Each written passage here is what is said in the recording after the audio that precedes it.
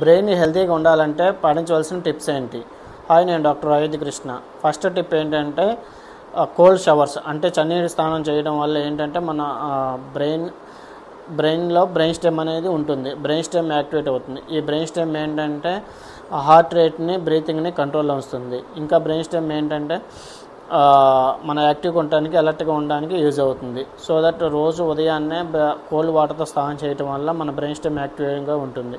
రెండోది ఏంటంటే deep breathing. బాగా ఉదయం 5 minutes, రాత్రి 5 minutes డీప్ బ్రీతింగ్ తీసుకోవడం వల్ల ఏంటంటే ఎమిగ్డాలని కామ్గా వస్తుంది. ఈ ఎమిగ్డాల కామ్గా ఉండడం వల్ల ఏంటంటే మనం ఏదైనా స్ట్రెస్లో ఉన్నప్పుడు ఓవర్ రియాక్ట్ అవ్వకుండా, ఎక్కువ టెన్షన్ పడకుండా యూజ్ అవుతుంది.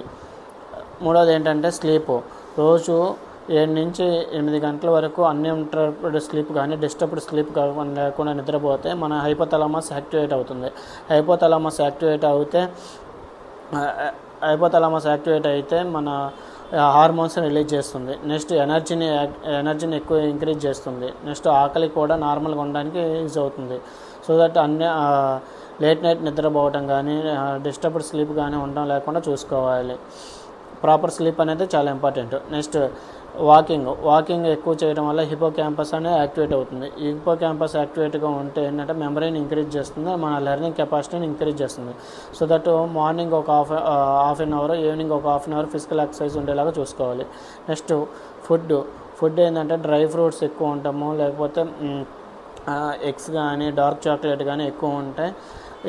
ఈ హ్యాబిట్స్ కనుక ప్రతిరోజు పాటిస్తే మన బ్రెయిన్ హెల్త్ ఇంప్రూవ్ అవుతుంది. దాంతోపాటుగా గట్ హెల్త్ కూడా చాలా ఇంప్రూవ్ అవుతుంది. ఇలా thank you for watching. Follow me for more updates.